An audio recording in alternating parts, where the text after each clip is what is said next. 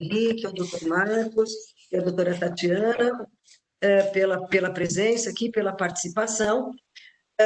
Eu sou Grace Luzana, presidente executiva da Sociedade Brasileira de Profissionais em Pesquisa Clínica, e também presidente da Comissão de Pesquisa Clínica Veterinária do Conselho Regional de Medicina Veterinária aqui do Estado de São Paulo.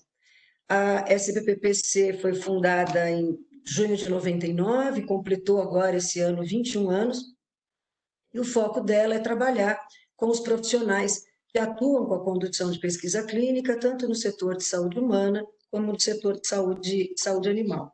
Eu aqui quero agradecer, em nome do nosso presidente, Anacleto Gaps, que também em nome de toda a nossa diretoria, agradecer o apoio do Conselho Regional de Medicina Veterinária, aqui do Estado de São Paulo, doutor Mário Pulga, e ao Ministério da Agricultura, que desde sempre tem atendido aqui as nossas demandas, aos nossos convites, e sempre tem participado aqui das nossas reuniões.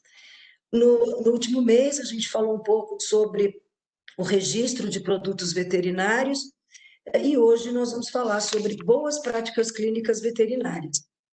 Temos ainda uma discussão para o mês de setembro e depois para o mês de outubro, então ainda temos duas discussões aí sobre temas diversos, e hoje, especificamente, como eu disse, falando aí de boas práticas clínicas veterinárias. Um documento amplo, né? As pessoas seguramente conhecem, um documento dividido aí em 8 capítulos, né? 8 partes. E para discutir um pouco sobre esse tema, nós temos, então, o doutor Marcos Vinícius, que é coordenador de produtos veterinários da Secretaria de Defesa Agropecuária do MAPA, o doutor Henrique Tada, que é presidente executivo da LANAC, o doutor André Cutolo, que é head de pesquisa e desenvolvimento da Behringer, e a doutora Tatiana Gotti, que é membro da Comissão de Pesquisa Clínica Veterinária do Conselho Regional de Medicina Veterinária do Estado de São Paulo. Nós fizemos aqui uma sequência, né? Então, pela sequência que nós discutimos, a ideia é começar a nossa fala com o doutor Marcos, na sequência nós vamos passar para o doutor Henrique, depois para o doutor André, e eu, Tatiana, vamos aqui moderar essa discussão. Nós ficamos com algumas perguntas da última reunião, são algumas questões que não foram respondidas. Nós vamos fazer, então, aqui a nossa discussão de hoje, e, havendo tempo, a gente coloca aqui algumas questões que ficaram da última reunião nossa, tá ok? Muito bem, então, sejam bem-vindos, mais uma vez, muito obrigada. Doutor Marcos, muito obrigada aí pela presença, e agora é com o senhor. Bom dia, doutora Grace. Vocês me ouvem bem? Sim, estamos te ouvindo e te vendo bem, Marcos. Então, tá bom. Bom dia a todos, muito obrigado pelo convite. Para nós é uma honra, mais uma vez, estar aqui, debatendo ciência, debatendo os rumos do país e debatendo os caminhos, né, para termos produtos de uso veterinário aí disponíveis para a população e com a qualidade necessária.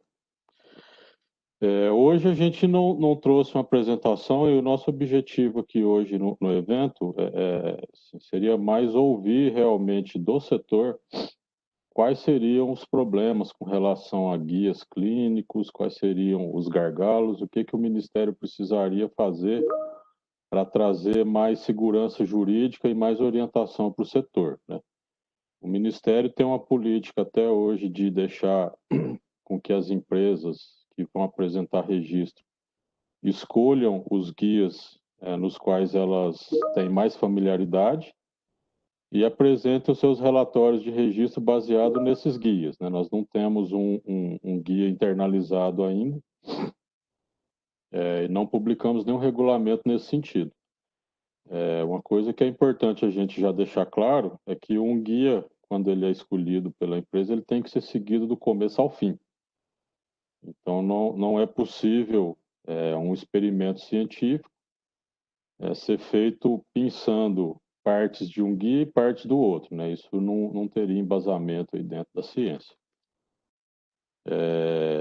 Eu aproveito para colocar aqui que é importante que o setor hoje coloque para nós, principalmente aí os profissionais que estão assistindo, quais são os problemas, porque nós vamos começar nesses próximos 15 dias uma discussão sobre uma regulamentação para procedimentos de registro de produtos de uso veterinário.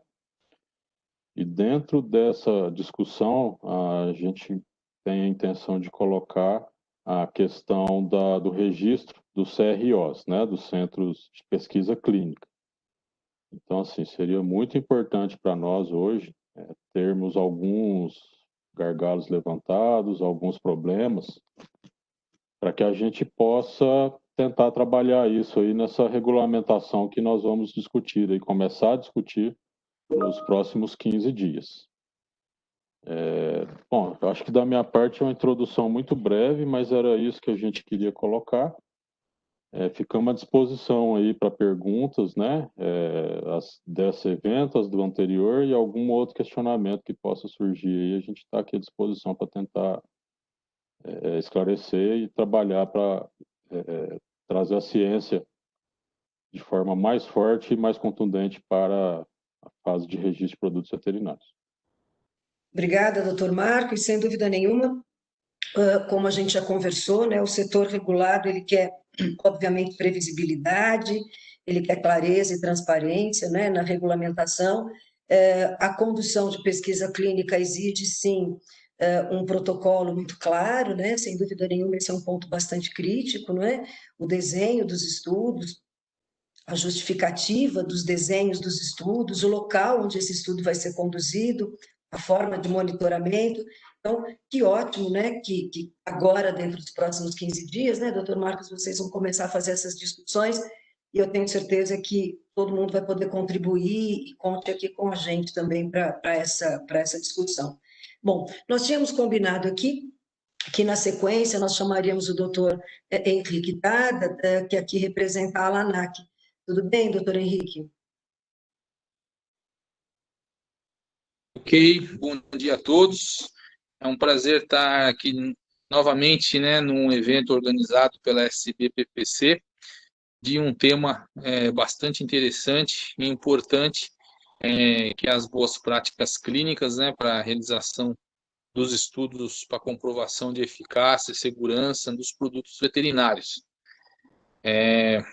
Eu sou presidente executivo da ALANAC, Associação dos Laboratórios Farmacêuticos Nacionais e Veterinários, e nós estamos atuando nesse setor com as empresas veterinárias associadas desde 2006, onde nós trabalhamos, né, nessa construção, né, na colaboração ao MAPA, para construir um marco regulatório cada vez mais forte e também claro, né, em todos os aspectos para regular o mercado de produtos veterinários. Então, a gente participa muito das consultas públicas, propõe também ao MAPA a elaboração de novas normas, revisão das que já existem, e isso tem ganhado até um dinamismo, né, a partir da nova estrutura que foi montada na SDA, na Secretaria de Defesa Agropecuária, onde também tem um departamento focado na construção dessas normas e revisão de normas, né? O DSN, isso é muito bom, né? O departamento de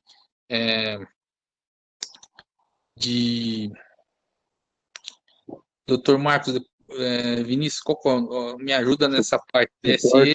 Suporte à normatização. Exatamente. Suporte e normatização. Muito obrigado. Então, esse DSN ele tem dado um dinamismo muito grande e a gente tem feito bastante interlocução com eles na elaboração dessas normas.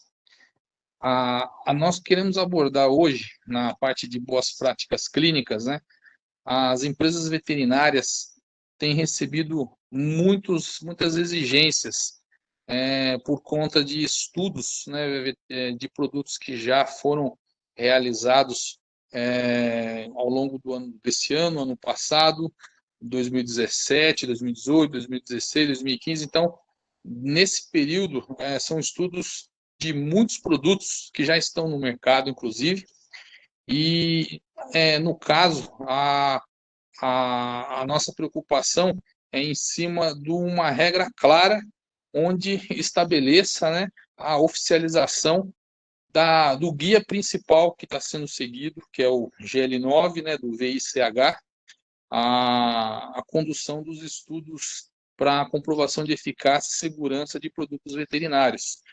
Então, nós estamos assim muito atentos e propõe ao mapa, né, já estamos discutindo isso há algum tempo, para que tenhamos esse aclaramento na regra e, uma vez definido a utilização desse guia, e aí sim ser cobrado de forma legítima, né, para as empresas, com um prazo, um período de transição, né, de uma maneira bem técnica, na qual as empresas, né, não tenham que refazer todos os seus estudos anteriormente realizados, até por conta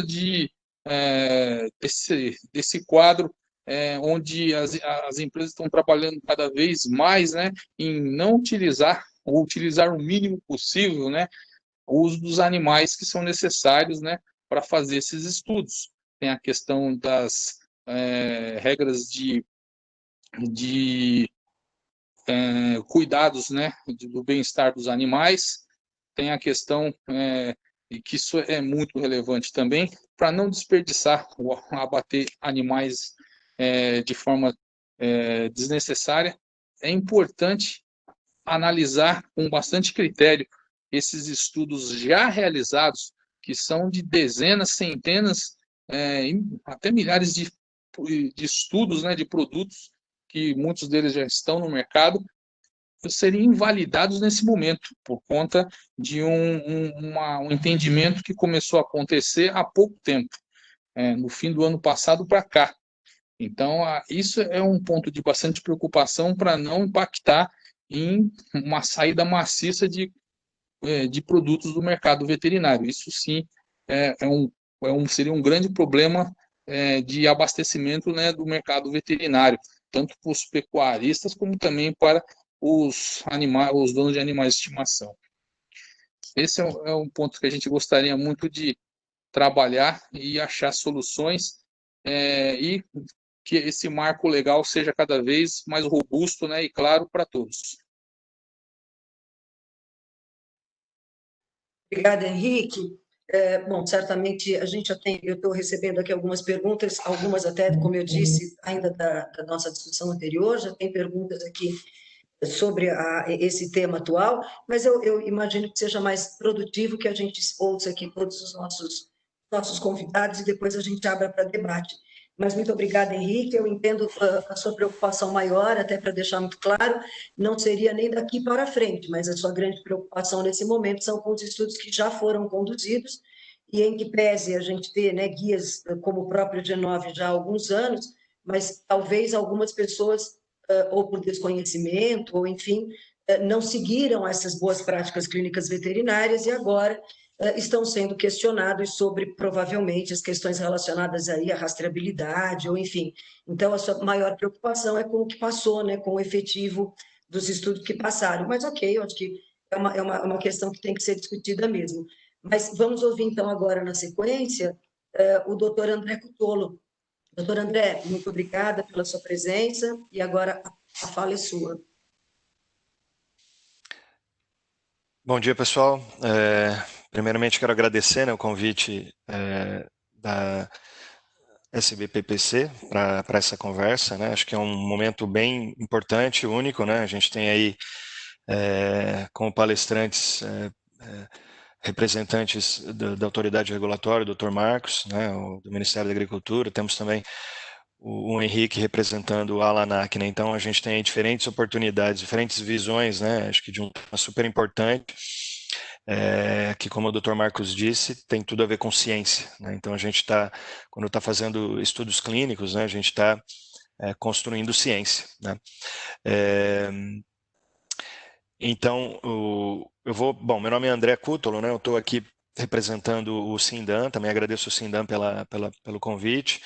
E dentro da experiência, né, que eu trago aqui, trabalhando dentro da pesquisa, dentro da área de pesquisa e desenvolvimento da indústria veterinária, né, é trazer um pouco dessa visão, da visão do técnico veterinário dentro da estrutura de pesquisa e desenvolvimento, né, de uma empresa farmacêutica veterinária, né, que lida no dia a dia com essa necessidade, né, de construir informações técnicas, né, através de estudos clínicos, né, utilizando animais que são espécies-alvo para diferentes tipos de medicamento, né? Então, eu acho que dentro de toda a plateia que está presente, acho que é importante a gente ter essa diferente, essa visão, né, de que todos aqui têm talvez uma gama de experiências e podem trazer, acho que, pontos importantes para a discussão, né? Então, eu preparei alguns slides aqui que eu vou compartilhar com vocês. Você já está compartilhando, tá, André? Já está em tela. Ótimo. Então, eu trabalho junto à Boehringer Ingelheim há 5 anos, né? E nesses 5 anos eu acho que a gente teve a oportunidade de uma grande experiência, uma grande experiência em condução de estudos clínicos, né?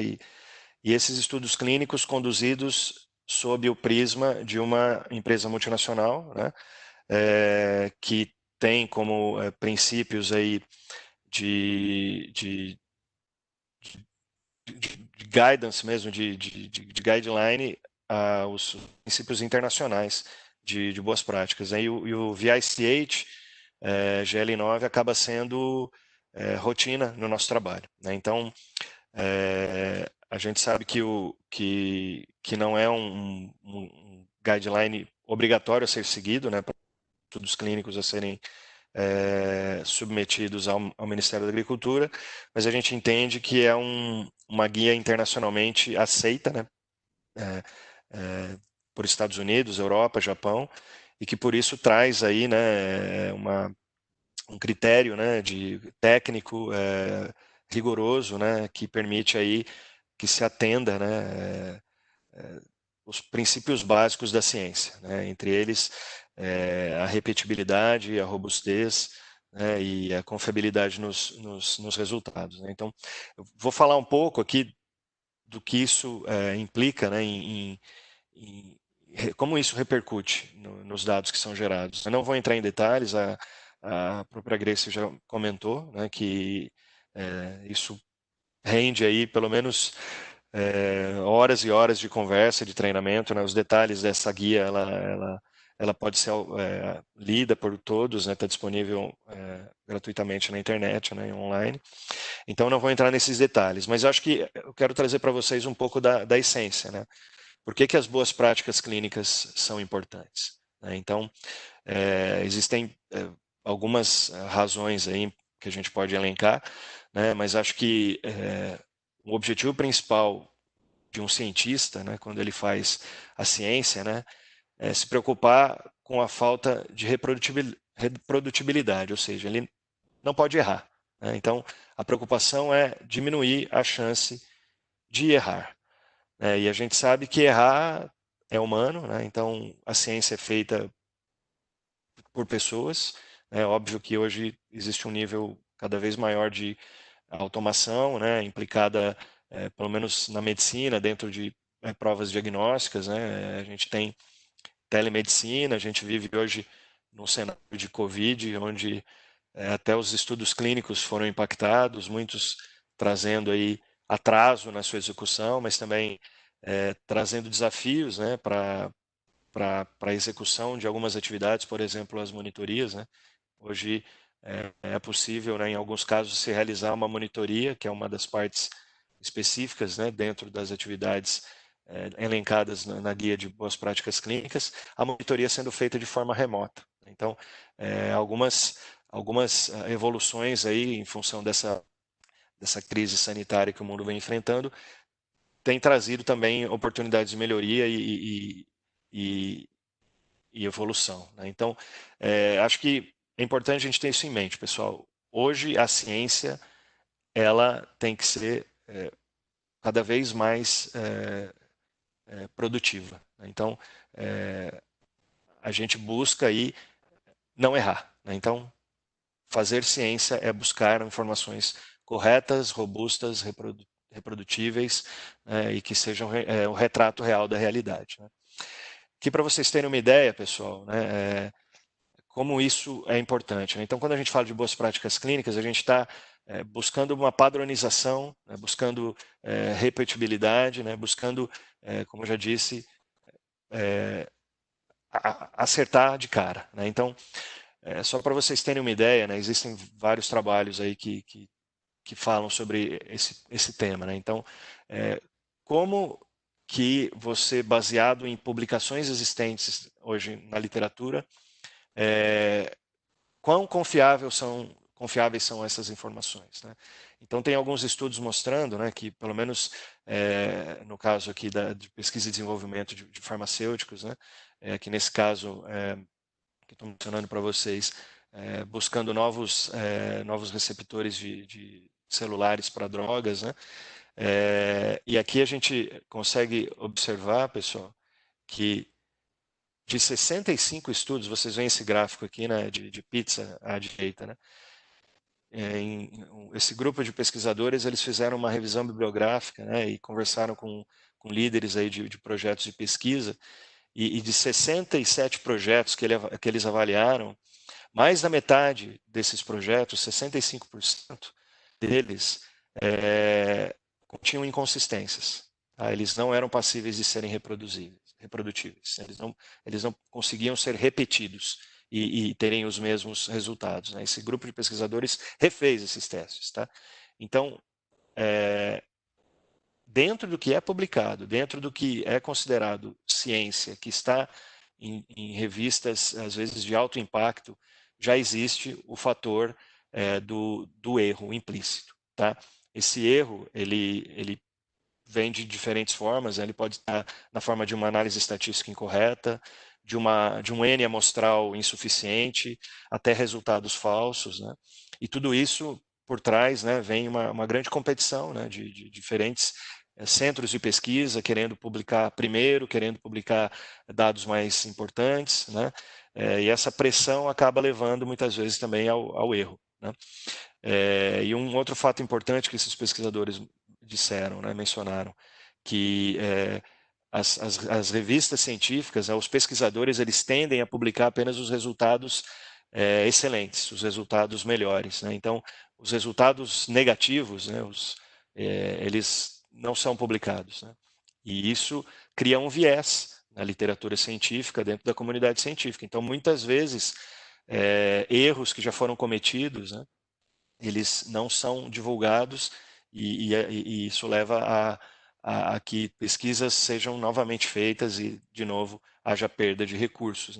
E quando a gente fala em recurso, é recurso humano, recurso financeiro e principalmente o tempo. A gente vê aí hoje, com o próprio Covid, como o tempo é importante em ciência, em saúde, e o tempo salva vidas. Então, eu acho que a mensagem aqui por trás disso tudo é isso. Então, acho que eu travei aqui a minha apresentação, pessoal. Vocês estão vendo aí.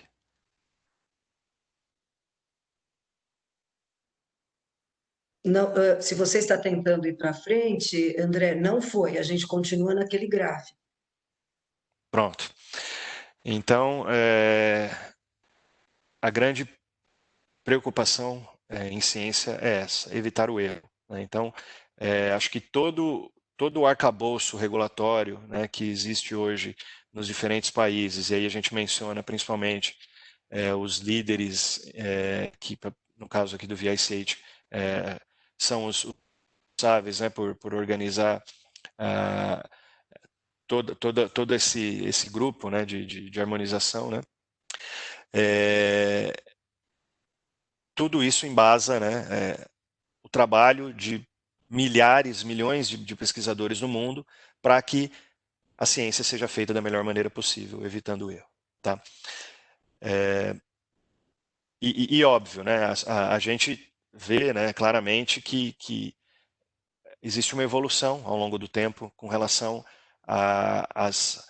ao rigor, né, e a profundidade e complexidade das leis e das orientações técnicas, né? Então, aqui a gente traz uma escala, né, mostrando as principais leis aqui nos Estados Unidos, né, que moldaram aí todo o painel regulatório aplicado ao registro de novos produtos farmacêuticos, biológicos, né, novos produtos terapêuticos aí, e que também acabaram por trazer, né, ao ponto que estamos hoje, que é o VICH, né? Então, assim, lá no início do século passado, né, houve essa publicação do a primeira regulamentação, né, nos Estados Unidos, o Food and Drug Act, né? E aí, né, eu trago para vocês um dos erros, né, importantes aí que moldou, né, muito da regulamentação que hoje existe e é vigente, impactando o mundo inteiro, né? Então, eu acho que muitos já conhecem esse case, né, que é o desastre do elixir da sulfanilamida, né, que ocorreu em 1937 nos Estados Unidos, né? Então, para quem não conhece, eu acho que vale a pena lembrar saber disso, e quem já ouviu falar que lembre, né? Então, é uma história muito trágica, né? Então, essa empresa, né, que já possuía duas apresentações da sulfanilamida, né, que existia na forma injetável, né, ou seja, na forma de pó, para ser diluído e injetado, e também na forma de comprimidos, né? Então, a sulfanilamida, né, lembra que isso é pré-penicilina, né? Então, a sulfanilamida era um quimioterápico utilizado para combater infecções aí por Streptococcus, né? E ela era bastante efetiva nesse aspecto, né? E existia uma demanda de mercado na época nos Estados Unidos, principalmente no sul dos Estados Unidos, por um produto que fosse mais aceito por crianças, né? A forma injetável, né, não era adequada, e os comprimidos também menos, né? Então, buscou-se essa alternativa de encontrar um produto que fosse aceito por crianças. E um xarope seria ideal, né? Porém, a sulfanilamida era muito pouco diluível, né? Eram poucos os diluentes que se conhecia que pudesse diluir adequadamente esse ativo, né? E aí o químico responsável lá pela empresa encontrou uma possibilidade de diluir a sulfanilamida em dietileno glicol, né? E na época foi a solução mirabolante que foi encontrada, né? Eu acho que todos lembram do dietileno glicol aí de uma situação muito recente que ocorreu aqui, né, no Brasil. Foi a questão da contaminação, né, daquelas cervejas lá na região de Belo Horizonte com esse agente, né? Então, assim, um agente extremamente tóxico, né, utilizado como anticongelante, né, para vocês terem uma ideia. E o químico, na época, ele testou apenas para a aparência, fragrância e o sabor de framboesa desse produto. Não foi feito nenhum tipo de estudo de segurança. E ele não estava fazendo nada irregular, nada ilegal. Não existia nada na lei que proibisse ele de fazer isso, né? Então, ele fez essa solução de 10% sulfanilamida mais 72% de dietileno glicol. Então, um veneno, né? Foi despachado para os Estados Unidos inteiro, né? E mais de 100 mortes foram detectadas, tá? Ainda que o FDA conseguisse recuperar mais de 95% dos produtos que foram distribuídos, né? Mas um caso extremamente grave, né, de mortalidade e que atingiu principalmente crianças, né? Então, nessa época, já faziam alguns anos que o primeiro ato lá de regulamentar americano, né, o Food and Drug Act, estava sendo discutido, né, pelo governo, né, para ser realmente melhorado, né? Então, foi tarde demais para esse caso, né? Então, não deu tempo de salvar essas pessoas, né? Mas também desencadeou um aceleramento, uma aceleração aí desse processo. E em 1938 teve essa publicação atualizada dessa nova regulamentação, né, o Food, Drug and Cosmetic Act, em 1938, que é ainda uma grande, a grande base, né, da regulamentação que ainda está vigente, né, para registro de produtos farmacêuticos nos Estados Unidos, né. Aqui eu vou pular, né, mas são dois depoimentos, né, um depoimento de um médico, né, que se sentiu extremamente culpado de ter receitado, né, esses produtos de forma inocente para seus pacientes, inclusive para o melhor amigo dele, e crianças, né, que acabaram morrendo por um ato do próprio médico, né. Então, é muito tocante isso daí, né. E também o depoimento de uma mãe, né, que perdeu uma filha, né, que tinha ido pela primeira vez ao médico e que foi receitado, né, o xarope, né, o elixir, para uma dor de garganta, e a criança faleceu, né, e ela teve que conviver com toda aquela agonia e sofrimento da criança até isso acontecer. Então, né, tudo isso, né, novamente, acaba moldando, né, infelizmente, muito do que acontece, né, no cenário regulatório, ele vem em função dos erros cometidos, né. Então, muito do que pode ser prevenível, né, que pode ser prevenido, acaba ficando talvez em segundo plano, né. E aqui a gente tem de novo um item que vale muito a pena falar, que é esse outro case que todos conhecem, que é o case da talidomida, né, que foi uma tragédia também que ocorreu em 1957, começou em 1957, né, na Europa, e onde, né, é um produto também de uso amplo, né, fabricado por uma empresa muito reconhecida na Alemanha, né. Era uma alternativa como um calmante, um sedativo para pessoas em geral, né, na época, né, ainda do pós-guerra, onde muitas pessoas precisavam, né, ou buscavam aí um pouco de conforto medicamentoso, né, por várias situações que tinham ocorrido no passado, e ele era o único sedativo não barbitúrico, né. E além disso, né, alguns médicos tinham percebido que esse medicamento ele diminuiu o enjoo, né, de pessoas de grávidas. Então, também receitou especificamente para grávidas. Foram vendidos mais de 180 milhões de unidades em 46 países até 1961. Para vocês terem uma ideia, era um mercado semelhante à aspirina. Esse produto, né, ele causava deformidades congênitas. Então, mais de 10 mil crianças, né, foram acometidas por essas deformidades, né, ausência de membros, né, afocomelia, braços e pernas, né, que poderiam simplesmente não estar presente nas crianças, né. E afetou diferentes países, né, na Europa, Canadá, inclusive no Brasil, né. Aqui à direita vocês podem ver aí um anúncio, né, feito em um jornal da época no Brasil, né, direcionado à classe médica, mas mostrando aí que o produto era uma alternativa interessante para ser utilizada pelos médicos e que era um produto totalmente seguro, né. Então, naquela época, né, não se exigia que os novos medicamentos passassem por testes de segurança e eficácia, tá?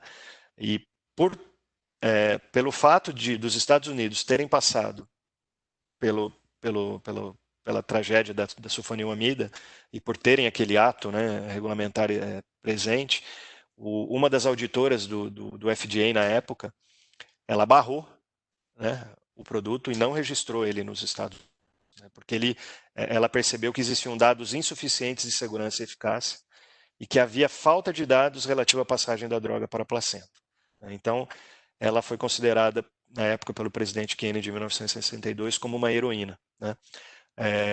Dos 10 mil casos de criança com deformidade causados pela talidomida, apenas 17 foram nos Estados Unidos, e isso por conta da empresa ter distribuído, né, sem qualquer tipo de controle, drogas para testes clínicos, né, ou provas aí de teste, né, com os médicos na época, sem qualquer tipo de controle também. Não havia qualquer tipo de rastreabilidade para as provas clínicas dentro dos Estados Unidos com a talidomida. Então, assim, foi realmente fundamental a existência de uma regulamentação que permitisse, né, ao FDA aí,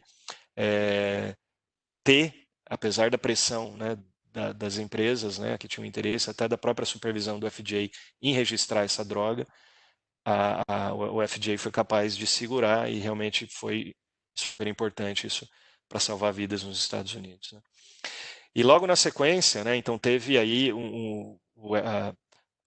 uma emenda àquela regulamentação do FDA, que é a emenda Kefauver-Harris, né, que deu ainda mais possibilidades, né, de melhoria dentro da regulamentação de boas práticas, de registro de farmacêuticos, né.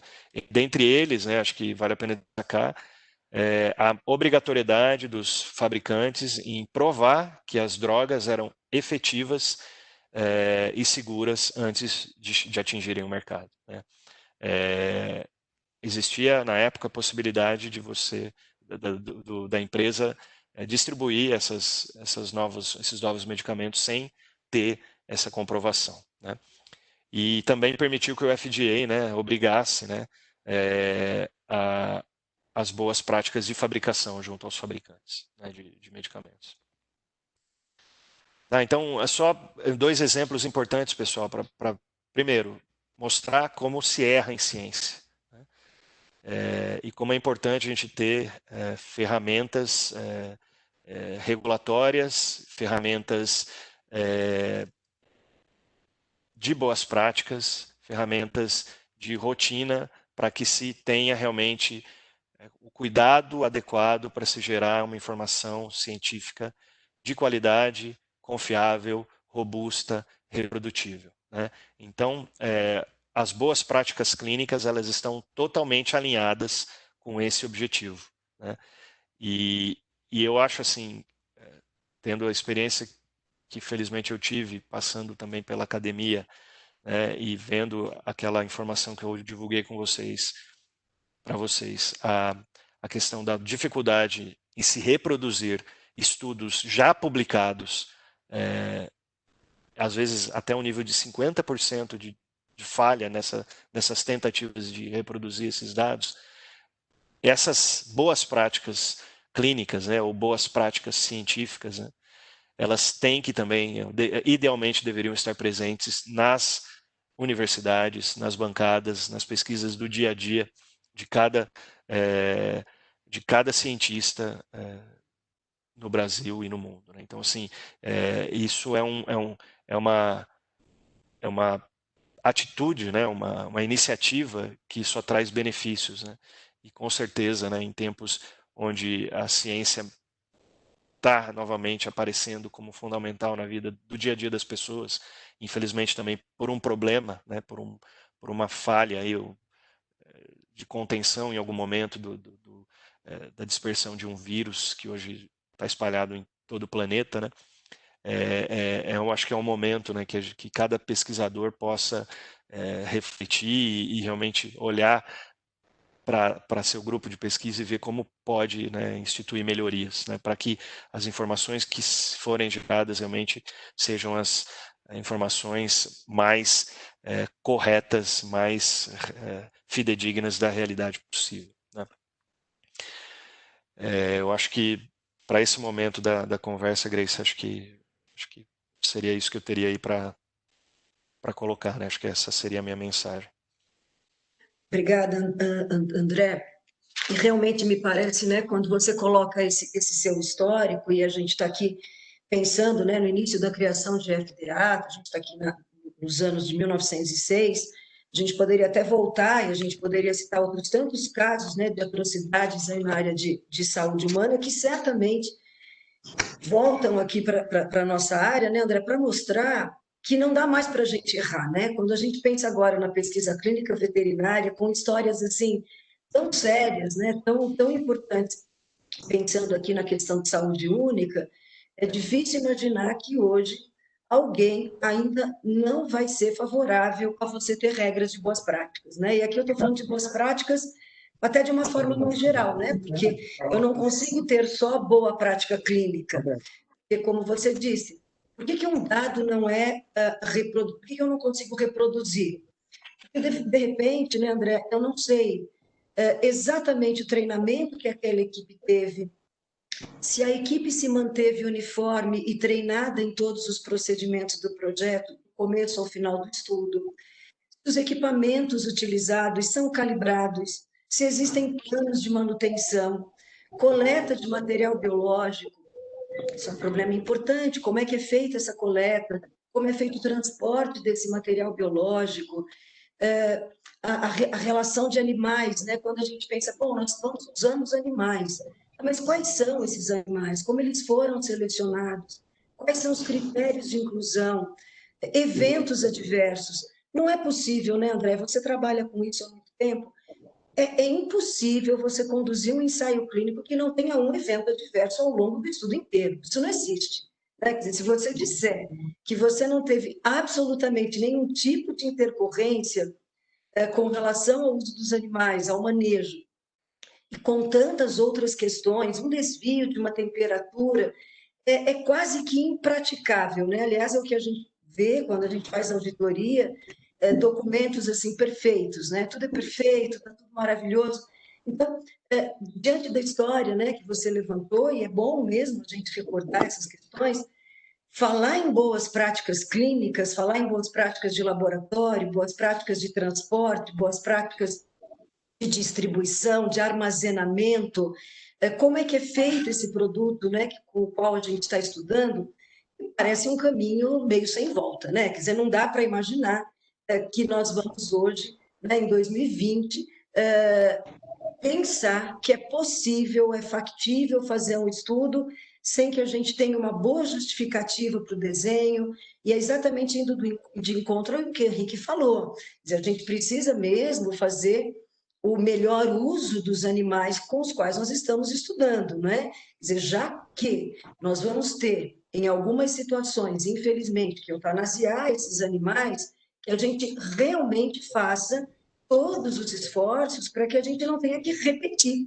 porque é vergonhoso imaginar, e isso são dados, o que você trouxe aqui, são dados gerais, né, André? Você sabe disso. Muitos dos estudos feitos em vários lugares você não consegue reproduzir. Por quê? Porque os animais foram mantidos em condições completamente diferentes e os equipamentos são diferentes. Você altera o técnico, você tem uma variação. Você altera o tubo onde você faz coleta, você tem variação. Então, a gente tem muitas variáveis que precisam ser pensadas e que, se não forem pensadas, onde nós vamos chegar? Com a liberação de produtos nem tão seguros e nem tão eficazes, né? Então, eu acho que esse é o recado, né? Quer dizer, a gente tem que seguir boas práticas de uma forma até mais ampla, exatamente porque nós não queremos jogar tempo fora, jogar recurso fora, investir em animais que eventualmente terão sido utilizados para a ciência e não vão ter um resultado efetivo. E como é que a gente faz isso? Fazendo desde o começo certo. Né? Se a gente não quiser fazer duas vezes, a gente faz desde o começo de maneira adequada. Com a questão relacionada à monitoria, André, até tem algumas perguntas aqui nesse sentido, inclusive para o próprio Dr. Marcos.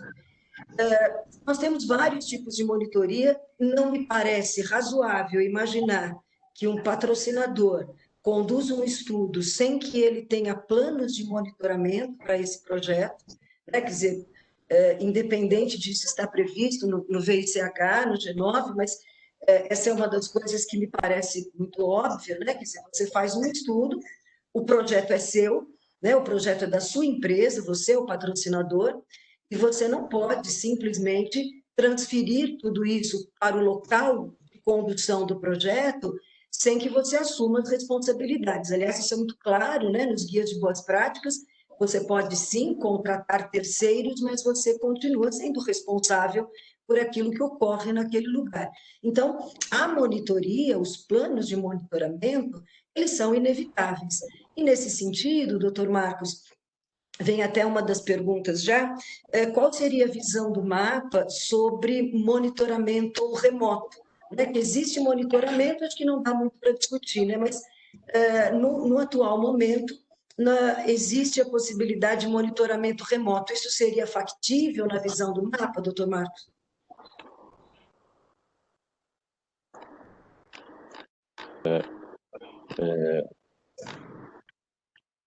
Vocês estão me ouvindo? Sim, estou te ouvindo e estamos te Sim. vendo. É que estava aqui no...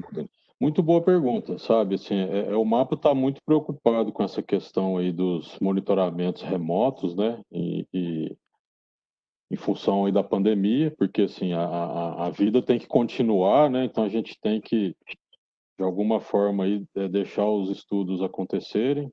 As atividades do MAPA, inclusive, elas foram consideradas atividades essenciais pela Presidência da República nessa época de Covid. E, então nós estamos, sim, preocupados com isso e estamos avaliando os modelos que existem, né? Infelizmente, nós não tivemos um tempo hábil para estabelecer qual é o rito de monitoramento remoto. Mas sim, é possível e vamos tentar aí estabelecer junto com o setor. O monitoramento remoto ele pode existir e deve ser feito de uma forma a garantir que existe o acompanhamento dos estudos. A gente entende que todos os estudos eles feitos hoje, apresentados por MAPES, foram feitos em centros de pesquisa que têm profissionais capazes de realizar os estudos, né? Que tem profissionais que tiveram essa conscientização durante a formação como veterinário e durante a sua vida profissional. Então, a gente não vê problema nenhum em que esse monitoramento remoto não possa ser executado. Tá, quer dizer, a ideia é que se apresente, obviamente, ao Ministério qual é o plano de monitoramento e, em havendo, né, um plano de monitoramento onde, em um ou outro momento, exista esse monitoramento remoto, e se defina exatamente como ele foi feito, que você consiga rastrear esse tipo de monitoramento. Essa seria a ideia, doutor Marcos? Não precisa ser apresentado previamente, não. Seria até um contrassenso hoje a gente parar todos os estudos porque precisa da empresa apresentar um plano de monitoramento para a gente aprovar, né? A gente tem que lembrar aí que já tem animais alojados, alguns animais inclusive sacrificados, né? E que a ciência ela não pode parar esperando uma aprovação burocrática. Então, quando eu coloco aqui que o Ministério acredita firmemente que as empresas fizeram os seus testes em centros de pesquisas clínicas com profissionais habilitados, formados em medicina veterinária, que fizeram as cadeiras na faculdade, nas suas escolas, né? Fizeram clínica, fizeram as cadeiras de deontologia, de ética. A gente acredita que esses estudos vão ser conduzidos da forma correta. Tá bom? Ah, sim, não, isso perfeito, doutor Marcos. Não, eu disse, depois que tudo isso é feito, no momento em que se apresentam os dossiês, aí sim, essa forma de monitoramento é apresentada, não antes, né? Quer dizer, mas depois, no momento de apresentação do relatório final, explicar como foi feito esse monitoramento. É isso, essa é a ideia, né? Quando o relatório do estudo é apresentado, o Ministério avalia todo. Isso, então, aí nesse momento é que se mostraria como foi feito, então, esse planejamento, né? Aliás, doutor Marcos, pegando aí esse gancho que você colocou, dos centros de pesquisa, existem hoje estruturas que conduzem os estudos, né, com estruturas próprias para isso. Cada uma dessas unidades, dessas empresas, algumas têm vários tipos de espécies com as quais elas podem trabalhar, algumas são mais específicas para uma ou outra espécie, mas nós sabemos também que alguns estudos podem ser conduzidos, inclusive, em clínicas, em hospitais veterinários, a depender do tipo de projeto. Existe uma diferença para o Ministério, quando a gente fala em CRO hoje, se a gente for observar o conceito, né, seriam empresas terceiras que nós contratamos para fazer uma ou várias ações dentro da condução de um estudo. E um centro de pesquisa pode ser, evidentemente, estar junto do trabalho que uma CRO oferece, não é? Existe para o Ministério da Agricultura uma diferença entre o conceito de CRO e o conceito de um centro de pesquisa, entendendo que esse centro poderia ser, por exemplo, uma clínica veterinária? Muito boa pergunta, Grace. Eu acho que esse é um conceito bem interessante da gente tentar definir, né? Assim, o Ministério ele não tem esse conceito do que é um CRO. O termo CRO é um termo que vem da iniciativa privada dentro dos contratos de terceirização dela. O que o Ministério tem, o termo que a gente usa aqui, e o que a gente quer saber são os centros de estudos, aonde são feitos esses estudos. E sim, uma clínica pode ser feito um estudo na clínica, não tem problema nenhum. Agora, a gente não tem aqui no mapa esse termo CRO. O mapa também, ele não teve, ele entendeu que não havia necessidade de fazer uma discussão sobre a necessidade ou não dessas definições, mas em função de a gente entender que está havendo algum tipo de dúvida pelo setor, então a gente vai abrir nesses próximos 15 dias o que a gente chama aqui de avaliação de impacto regulatório, onde uma das perguntas que vai ser feita nessa avaliação é a necessidade de se fazer o registro do centro, a necessidade de se definir o que é um CRO, e se sim, quais são os parâmetros que devem ser seguidos. Então, essa é uma discussão que a gente quer envolver a sociedade, de alguma forma, né? A gente está buscando aí esse mecanismo. E se houver essa interpretação de que sim, aí sim o mapa vai fazer um regulamento definindo esses critérios. E aí vão ter as definições do que é o CRO, do que é o centro clínico, dos tipos de estudo, né? Da necessidade ou não de documentação, de quais documentos, de como isso vai ser feito. Então, assim, essa é hoje o que o mapa está trabalhando nesse tema. Perfeito. Doutor Henrique, você tem alguma consideração a respeito dessa questão para vocês da ALANAC, sobre a definição de uma CRO e de um centro de pesquisa? Se teria para vocês alguma diferença? Eu acho que a questão aí é regras claras. Vocês também da SBPPC sabem bem assim a regulação que temos hoje estabelecidas para efeitos de pesquisa clínica para produtos humanos, que são regulados pela Anvisa. No Ministério da Agricultura, né, existe sim uma deficiência, né, de regulação de várias áreas, mas principalmente, né, nessa área que nós estamos discutindo hoje nesse webinar, que é de pesquisa clínica. Então, a nossa preocupação, ela recai não só para produtos que já estão no mercado, mas para os produtos que vão entrar em estudo hoje ou amanhã. Porque hoje, por conta das exigências, né, que as empresas começaram a receber no fim do ano passado para cá, as empresas estão começando a seguir o GL9 do VICH integralmente, porque não existe ainda aquela regulação que faz o link, né, de que para oficializar o uso dessa norma, em que pese que ela já tem vários anos, né, que ela existe, que as empresas utilizam. Em 2009 aconteceu, né, uma tentativa do mapa de oficializar essa regra, só que ela não andou. Infelizmente, ela não foi concluída. E nós precisamos dessa conclusão e, principalmente, de um período de transição para que as empresas incorporem isso de forma oficial. É regra clara que precisa ter para que as empresas possam realizar seus estudos, e nós não somos contra a utilização dos guias, né? Pelo contrário, tem que ter um norte, né? Um guia estabelecido, seja ele nacional ou internacional, mas que tem que ter essa oficialização da sua utilização, porque fica muito complicado não tendo isso, os estudos feitos ao longo de vários anos serem agora questionados, né, com exigências que muitas delas são praticamente impossíveis de serem cumpridas nesse momento. Já foi feito no ano passado, há 2, 3, 4, vários anos atrás. Então, esse é um ponto que a gente precisa resolver com urgência para que o setor, né, possa trabalhar com tranquilidade.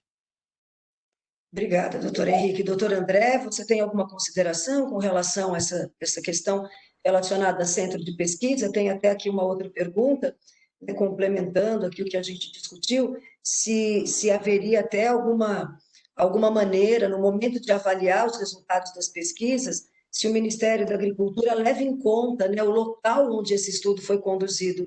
Você tem alguma consideração, André? E depois eu passaria então para o doutor Marcos. Sim, eu gostaria de fazer aqui alguns pontos aqui, né? Eu acho que primeiramente, eu acho que a gente não deveria restringir. Eu acho assim, hoje existem os centros de pesquisa realmente focados especificamente em estudos clínicos, né? Mas a gente tem que lembrar também que existem pesquisadores de alto nível, alto gabarito, ligados a universidades, fora do país, por exemplo, também, né? São situações aí que tem que estar sempre pensadas também, né? Então, obviamente que tem que ser, sim, concordo com o Henrique, que é um ponto que ainda precisa de melhoria na regulamentação, mas com esse olhar não restritivo, né? Como você mesmo disse, Grace, clínicas veterinárias, né? São focos aí de potencial para pesquisas clínicas, né? Nos Estados Unidos, por exemplo, isso é muito comum, né? O uso de pesquisa de clínicas veterinárias como centros de triagem para inclusão de animais em estudos, né? E lembrar também das universidades. Acho que o Brasil tem excelentes núcleos de pesquisa de excelência em diferentes temas dentro da saúde animal que não podem, de maneira alguma, ser deixados de fora, né? Então, pensar nessa regulamentação visando incluir essas possibilidades, sim, né?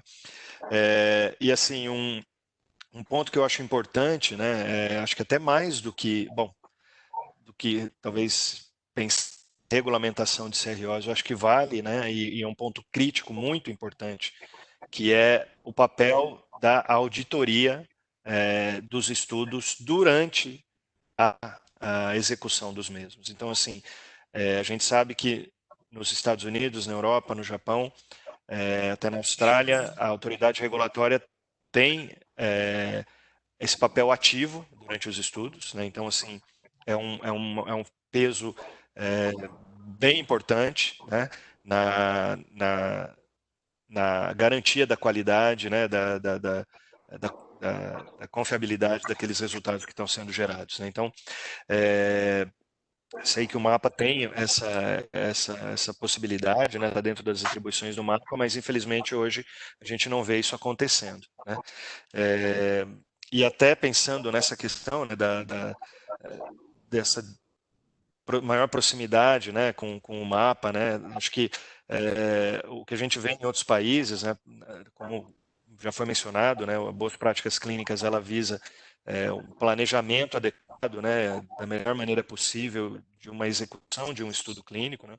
E dentro do planejamento, a montagem do protocolo é a etapa fundamental. E para a gente ter esse protocolo feito, novamente, pensado na melhor maneira de conseguir a informação confiável, retratando a realidade, é fundamental que se tenha um intercâmbio, um diálogo com a autoridade regulatória, né? Então, alguns casos, né, a regulamentação nos deixa bem claro o que deve ser feito.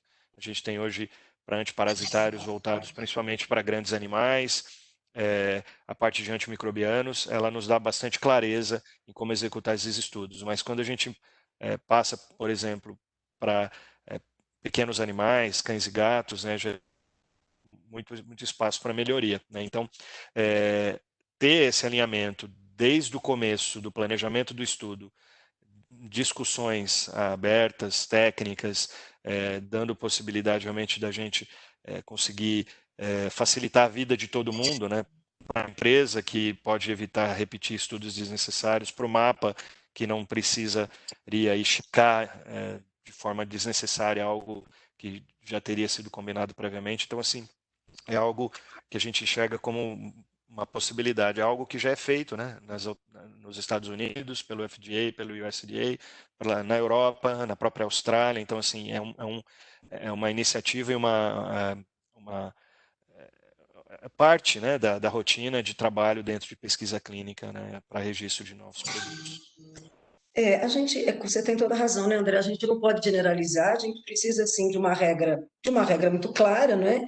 E se de fato você pega o guia, especificamente o G9, você tem ali conceitos muito genéricos, você tem coisas muito gerais, né? Você tem coisas muito práticas, mas bem genéricas, assim.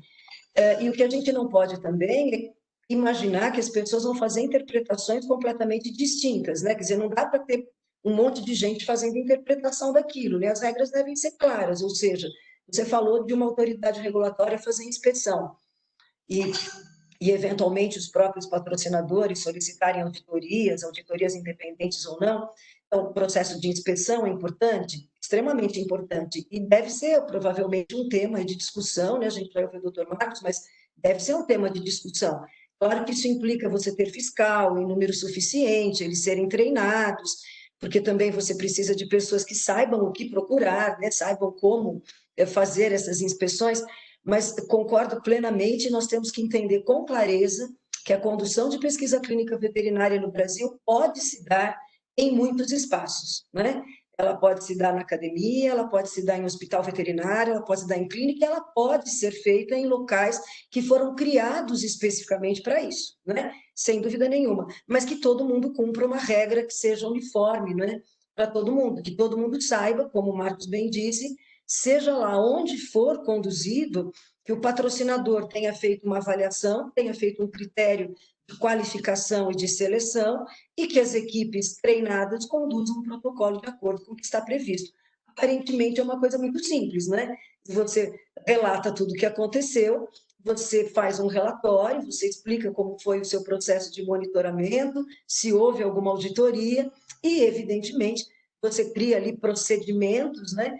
Se o Ministério aparece fazendo uma inspeção, você mostra tudo que você fez.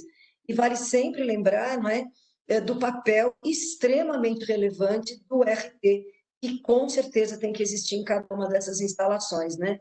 Lembrando que esse RT será responsável pela condução do manejo daqueles animais, pela segurança daqueles animais, pela sanidade daqueles animais.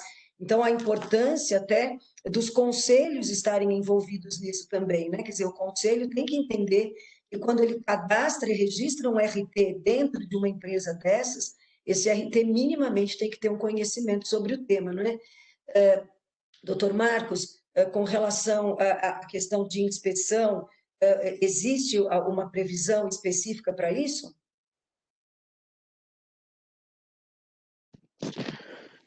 Bom, achei muito interessante os comentários colocados aí anteriores, essa fala que eu vou fazer, né?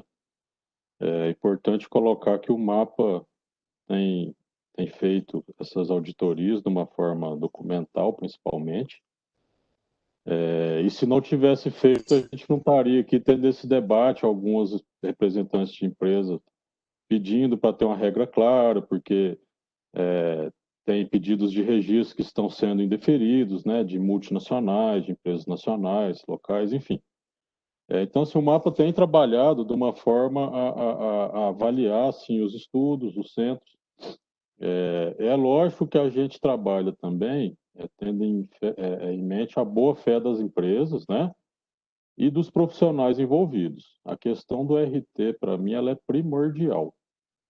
Eu não consigo imaginar nenhuma ferramenta de estudo clínico sendo realizada sem um RT, sem um veterinário capacitado, sem uma pessoa que tenha conhecimento aí, não só do GL9, como de outros guias que possam existir, né? E principalmente da ciência, né? Porque, assim, um guia, ele é muito bom, ele direciona, mas ele não é um resolvedor de todos os problemas do mundo. Nós temos que ter profissionais capacitados e que entendam de ciência, porque por mais bem escrito que um guia seja, ele nunca vai conseguir esclarecer todas as dúvidas que podem surgir durante um experimento. Então, assim, sem um bom profissional, sem um profissional capacitado, uma pessoa que entenda de ciência, que saiba, inclusive, interpretar desvios, que isso é importante, né? Como foi colocado na fala do André Cútulo aí, os pesquisadores hoje têm a tendência de pesquisar, de publicar só o que deu certo, né? Mas o que deu errado é importante a gente conhecer, porque é nos erros que a gente vai buscando a forma de não errar de novo. Então, assim, eu não consigo entender hoje um estudo de clínico sem essa participação efetiva de um RT. E esse RT a gente acredita que ele está imbuído da boa-fé e que a documentação que ele envia para o mapa é a documentação correta. Então, com base nisso, a gente faz as auditorias documentais, né? Essa discussão do RT, a gente quer ter ela muito forte e firme nas próximas, quando a gente iniciar a discussão para regulação dos critérios de registro. Nós queremos, sim, ter um RT capacitado, responsável e com poder de participação no processo. Hoje existe a lei da liberdade econômica no Brasil que está em vigor, que dá alguns prazos para o serviço público se pronunciar, né? Eu acho que é uma lei que veio para beneficiar o país, porque traz previsibilidade para o setor e para a máquina pública também. Ela tem que atender aquilo em X dias, né? Então a gente quer ter os RTs aí muito participantes e o Conselho com certeza vai ser um ator fundamental nisso, porque tem alguns estudos que talvez o Ministério decida que ele pode aprovar de uma forma sumária, sem uma avaliação técnica, baseado nos critérios que o RT possa se responsabilizar ou assumir, né? E tem outros que não. Então, assim, a gente tem que ter essa discussão mesmo. Eu acho que aqui é um fórum onde eu queria colocar isso, para trazer mesmo, não trazer uma discussão, como a gente pode colocar aqui, uma discussão teórica ou ética, assim, mas trazer uma discussão prática, né? O Ministério precisa avaliar todos os produtos, todos os estudos? Sim ou não? Se não, quais seriam esses que a gente vai abrir mão de avaliar, confiando que existe um RT que fez aquele estudo, que conduziu, ou que coordenou, ou que avaliou, né? E se isso for verdade, se for regulado dessa forma, qual vai ser o papel do RT? E qual vai ser a punição para ele também, caso o produto der algum problema no futuro? Então, assim, o Ministério ele é um órgão auditor, né? Ele não é um órgão que fabrica produto. A responsabilidade da fabricação e dos estudos ela é das empresas. O que o Ministério faz é auditar os processos para ter certeza de que aquilo foi bem conduzido. Então, como que nós vamos envolver os RTs nessa discussão? Como que nós vamos envolver a sociedade? Como que nós vamos dar celeridade no processo de uma forma que a sociedade tenha segurança de que os produtos que estão disponíveis são produtos que podem ser comprados e não produtos que possam causar algum malefício, como foi colocado aí da talidomida, né, que eu acho que é um case mesmo no mundo, né, de um produto que tinha uma boa intenção, mas que não foi verificado de uma forma, digamos, correta, né, os efeitos colaterais que ela apresentou. Então, essa discussão que eu acho que é importante a gente ter aqui hoje. Não focar se vai ser o GL9, se vai ser o GL7, o 10, o 20, porque amanhã ou depois vai aparecer outro guia. E o Ministério não pode falar assim, só use o GL9. Porque senão vai aparecer um outro guia amanhã que pode ser melhor, inclusive, né? E a gente vai ficar travado numa ferramenta burocrática aí, criada por nós mesmos. Então, é importante colocar isso aqui hoje, que a gente não quer, o Ministério não gostaria de ser uma trava na ciência, o Ministério não gostaria de ser uma trava no desenvolvimento de metodologias, né? Então, nós temos que ter essas discussões, assim, do que internalizar, o que vai ser obrigatório, o que tem que ser feito, temos sim que ter a discussão, mas a gente tem que ter muita cautela para não criar essa trava. Como foi colocado aqui, por que não clínicas serem para fazer estudos, universidades, né? Eu sou a favor, eu acho que nesses locais tem bons veterinários, com conhecimento técnico, científico, e são locais onde deve ser gerado ciência, sim, onde tem que ser gerada informação e trabalhada pela sociedade. Então, assim, nós queremos ter essa discussão, e a gente fala de discussão mesmo, assim, o Ministério não quer pôr uma regra e falar cumpra-se.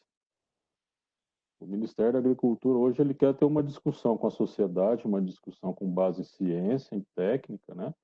Para a gente ser um fomentador de política e ser um fomentador de desenvolvimento de informações técnicas e científicas para o bem da sociedade. Então a gente conta muito com todos os presentes aqui, né, os que estão na plateia, o público em geral, para nos ajudar nisso. O Ministério ele não quer ser uma pedra no sapato da sociedade. A gente quer ser um fomentador de ciência, de bons produtos, de tecnologia, e é isso que a gente espera com essas discussões. Nossa, isso certamente, né, doutor Marcos, para quem está aqui nos ouvindo, é claro que é o que todo mundo quer, né? Você tem toda a razão. Acho que quanto mais você cria regras muito rígidas, você não vai conseguir cumpri-las. As regras precisam ser claras, serem factíveis e todo mundo seguir no mesmo cenário, né? Se as pessoas minimamente, né, se os profissionais que trabalham com isso nesse sentido, a SBPPC tem muito essa missão, né? Aliás, a partir do dia 9, todas as quartas-feiras, durante 1h30, 2 horas, a gente vai fazer uma atividade bem pontual, focando muito especificamente em processos gerais, assim, de boas práticas, mas de uma forma bem geral, né? Porque o treinamento, né, doutor Marcos, e eu acredito que doutor André e doutor Henrique também concordem, a gente precisa que as pessoas estejam sintonizadas com isso. Nós não estamos falando de nada fora do comum, né? Quer dizer, se eu vou fazer um projeto para um anti-inflamatório, se eu for fazer projeto com um determinado produto para suíno, para bovino, basicamente a gente precisa de profissionais que entendam daquilo que está sendo estudado, que entendam como escrever aquele projeto, do ponto de vista metodológico, siga um padrão, e que padrão é esse? Até nós tínhamos perguntas aqui, porque às vezes não existem guias, como você bem falou, olha, nem tudo talvez esteja tão claro em algum guia, mas aí o que você espera? O profissional responsável pela elaboração do projeto faça uma busca, avalie artigos que tenham nível de evidência importante. Eu não vou pegar um artigo qualquer, né? Eu vou procurar vários artigos, desde que um projeto seja embasado em regras claras, em documentos metodologicamente desenvolvidos, com nível de evidência importante. O que a gente pensa, né? Imagino que é isso que você está falando, né, doutor Marcos? Se a regra é clara, se as pessoas todas estão entendendo sobre o que está sendo feito, talvez você possa mesmo criar avaliações a partir de riscos de projeto, né? Quer dizer, um projeto que tem um maior ou menor risco, e por que não esse projeto ser feito e aceito quando é feito de uma forma clara, quer seja numa clínica, quer seja no hospital, quer seja numa fazenda experimental, né? Vamos assim dizer. Então, isso seguramente ajuda bastante, né? Até porque tem uma outra questão aqui, doutor Marcos, que várias pessoas colocaram sobre as questões relacionadas à farmacovigilância. Nós sabemos que os produtos, depois que eles estão no mercado, após comercialização, é extremamente importante. Então, fazer estudos, inclusive, de pós-comercialização, poderia até ser mais tranquilo para a indústria, que tranquilo no sentido de ser muito simples, mas os estudos pós-comercialização podem ser feitos em vários locais. Qual tem sido a visão do MAPA sobre os estudos de farmacovigilância, doutor Marcos? Muito boa colocação, viu, Grace? Muito obrigado aí pela oportunidade do MAPA poder fazer esse esclarecimento. A parte de farmacovigilância, ela está em construção, né? Ela está em construção numa divisão aqui do MAPA chamada Divisão de Programas Especiais. Então, só por isso a gente pode ver a importância que o MAPA está dando no tema, né? Essa divisão não está sobre a minha tutela, mas é uma colega nossa aqui muito competente que está trabalhando nisso, a Suzana Breslau. E sim, o MAPA tem todo o interesse em estabelecer isso. Nessa questão de farmacovigilância, casa muito com a estratégia que a gente quer discutir com a sociedade, que é a parte de registro em fases, né? Que foi uma coisa colocada aqui que a gente acredita mesmo que pode ajudar, né? Então, por exemplo, as fases podem ser discussão de protocolo, e aí o mapa aprovar esse protocolo ou não, né? Isso diminuiria um retrabalho das empresas e do mapa, estaria alinhado a uma questão de bem-estar animal, onde a gente evitaria de um experimento ser realizado, às vezes com sacrifício de animais, e depois não ser aceito, né? Ter que ser refeito. Então, assim, uma das fases, se essa discussão for uma discussão que a gente entenda com a sociedade, né, que vai participar, que é um caminho correto, uma das fases pode ser a farmacovigilância, onde se essa fase apontar que um produto tem um problema, com certeza vai permitir ao mapa tomar uma providência, né, inclusive para aprovação de protocolos futuros de outros produtos da mesma classe terapêutica, né, avaliando melhor a segurança do produto. Então, assim, o mapa tem essa visão de fazer a farmacovigilância funcionar, né? E a gente quer discutir com a sociedade a questão do registro de fases, onde a gente estabeleceria essas fases de forma a evitar retrabalho, de forma a orientar melhor, né? Nós entendemos que hoje as indústrias, elas vão fazer o que tiver na norma. Então, a gente tem que ter muita cautela para escrever a norma, para não gerar uma perda de recurso financeiro e humano por parte do setor privado e gerar um trabalho desnecessário para o mapa, que muitas vezes vai avaliar um documento que não está de acordo com o que a ciência prevê. Então, assim, a gente quer deixar muito forte aqui esse recado da ciência. A ciência ela tem que prevalecer sempre. O representante da ciência na questão do estudo clínico, para mim, Marcos, não estou falando como mapa agora, estou falando como Marcos, é o RT. Esse profissional ele tem que ser bem capacitado, tem que ser uma pessoa que tenha condição de fazer um experimento científico, desenhar, avaliar erro experimental, avaliar estatística do experimento para ver se aquilo está bom, se está ruim, se provou a tese dele ou não, né? Então, assim, a gente quer reforçar essa questão do centro clínico e do RT. Tá? Queria deixar isso muito, muito bem sedimentado aqui nesse evento. E nos próximos, se a Sociedade Brasileira de Profissionais de Pesquisa Clínica nos convidar para outros eventos, com certeza, um dos recados que nós vamos deixar é esse. O profissional, o RT, ele tem que ser uma pessoa muito, com muito poder dentro da instituição de vocês, e com muito conhecimento científico e técnico. Não pode ser uma pessoa que não tem a ciência como guia e que não tem o conhecimento para realizar esses experimentos, porque senão nós vamos estar gerando experimento que vai dar errado, que não vai provar o que precisa ser provado, vamos sacrificar animais de forma desnecessária. Então, esse profissional, a gente espera que ele esteja muito comprometido com a causa. Não, com certeza, a gente já comentou isso, né, doutor Marcos? O mapa sempre será nosso convidado, né? Você sabe disso, todas as atividades que a gente faz aqui, vocês, felizmente, sempre aceitaram o nosso convite muito prontamente e esse espaço vai estar sempre aberto, e não só o espaço da SPPC, mas também do Conselho Regional de Medicina Veterinária aqui do Estado de São Paulo. Ainda ontem, conversando com o doutor Mário Pulga, a gente discutiu bastante essas questões relacionadas a importância do RT. No nossa última reunião, onde a Rose Bosch, né, estava presente, o manual que fala sobre a importância do RT e as regras do RT. Então, com certeza, a gente sim tem todo o interesse de ampliar aqui essas discussões.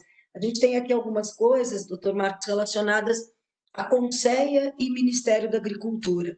Nós já discutimos isso, né? Aliás, uma das primeiras vezes que a gente trouxe essa discussão, você vai lembrar, foi lá em 2009, falando sobre as questões relacionadas à Conceia e as pesquisas clínicas veterinárias, né? A Lei Arouca, ela não foi feita, todos nós sabemos, com foco na pesquisa clínica veterinária, muito longe disso, ela foi feita, estabelecida com focos em animais de laboratório, e eventualmente a gente tinha alguns problemas, que hoje, graças a uma série de regras, né, de instruções que foram aparecendo, isso minimizou muito. Mas só assim, tentando juntar várias das questões aqui, né, porque a gente não consegue passar uma a uma, mas com relação a relação Ministério da Agricultura e Ministério da Ciência e Tecnologia, especificamente CONSEA, né? Nós sabemos que o MAPA participa, né, do CONSEA, mas essa relação hoje você enxerga como uma relação tranquila, as conversas ocorrem, você acredita que isso é mais tranquilo hoje, doutor Marcos? Eu acredito que a relação MAPA e CONSEA, ou MAPA e Ciência e Tecnologia, está muito boa, né? Do meu ponto de vista, não só com a ciência e tecnologia, né? A gente tem estabelecido aí conversas e trabalhos em conjunto aí com vários órgãos, né? Então, eu vou te dar um exemplo aqui da parte de produtos veterinários e de biossegurança, onde a gente tem uma comissão de biossegurança aqui dentro do MAPA que tem pessoal da Embrapa, da Saúde, da Defesa, da ABIN, da FAO, né? Então, assim, o MAPA ele tem essa característica de muitas vezes ele regular ações que são transversais a outros órgãos também, né? E com a relação especificamente ao CONSEA, sim, nós estamos muito alinhados, tem representantes do MAPA lá, a gente tem feito alguns encaminhamentos de alguns estudos que a gente interpretou aqui que não estariam atendendo às regulações do CONSEA, enviamos para lá, eles estão tomando as providências deles, a gente tem conversado. Então, assim, eu vejo que muito boa, e essa relação, ela ser boa, ela é muito bom para a sociedade, né? Porque a gente traz segurança jurídica e traz as regras claras do que tem que ser feito. Então, sim, está boa, e a gente tem muito o que construir aí nessa parte de estudos clínicos, contando com a participação de vocês, dos conselhos, a sociedade de uma forma geral. Eu estava vendo a tela aqui, a doutora Tatiana levantou, não sei se levantou a mão para fazer uma pergunta, desculpa, que eu já encerrei minha fala. Tá ótimo. Aliás, eu queria mesmo passar para a doutora Tatiana, e que eu deixei aqui a Tatiana até agora, a gente até tinha conversado sobre isso anterior ao início da nossa conversa. Eu falei, Tatiana, eu vou te chamar mais depois de várias falas para você vai observando todas as colocações, então agora acho que é o momento, Tatiana, eu gostaria de chamar você aqui para fazer aqui alguns comentários, né, do que você foi vendo das perguntas e das falas das pessoas. Bom dia, doutora Tatiana. Bom dia, queria primeiramente agradecer a todos, né, a SBPPC, a Grace, pelo convite, pela parceria, aqui aos palestrantes, ao doutor André, ao doutor Henrique e ao doutor Marcos Vinícius, né, eu acho que foi muito bacana desde o nosso primeiro encontro no webinário, né, onde trouxe essa real necessidade da gente normatizar realmente a condução de pesquisa clínica veterinária, né? E não tem como a gente não começar pelas boas práticas clínicas. Eu acho que ficou bem claro aqui a necessidade de todo mundo falar a mesma linguagem, né? A gente sabe que a condução de pesquisa clínica com finalidade de registro é diferente de uma assistência ou de uma pesquisa acadêmica sem a finalidade de registro, né? E nesse sentido, pegando esse gancho, eu fiz algumas anotações em relação à condução de estudos em outros lugares, né? Como foi colocado, não só em centros especializados para conduzir isso, que seriam as CROs, mas nas universidades, nos hospitais, nas clínicas. Eu vejo isso muito importante em vista de que a gente vê a necessidade hoje de condução desses estudos em casos clínicos. Dependendo do produto que a gente está trabalhando, a gente precisa de casos clínicos. E esses casos clínicos, nesse sentido, eles estão aonde? Nas universidades, nos hospitais, né? E mais do que isso, a gente precisa, as pessoas que conduzem esses estudos, saber falar essa linguagem.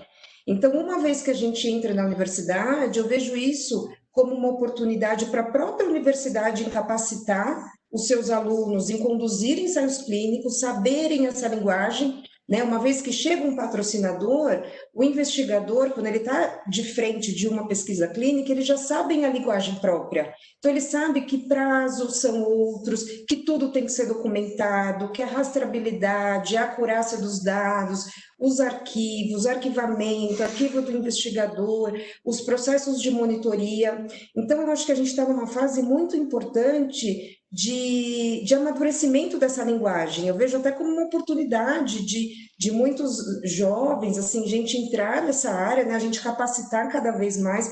Então, em relação às universidades, eu acho isso muito importante, até mesmo como o André falou, se a gente entra em sites de universidades internacionais, a gente tem recrutamento, seleção para recrutamento das pessoas igual na área humana.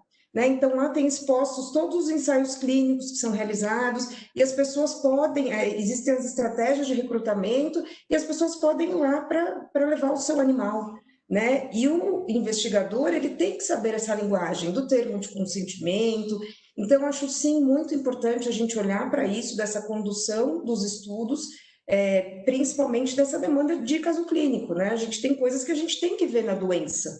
Então, eu acho muito importante a gente pensar realmente nisso quando for se alinhar essa normatização, né? Eu acho de extrema importância.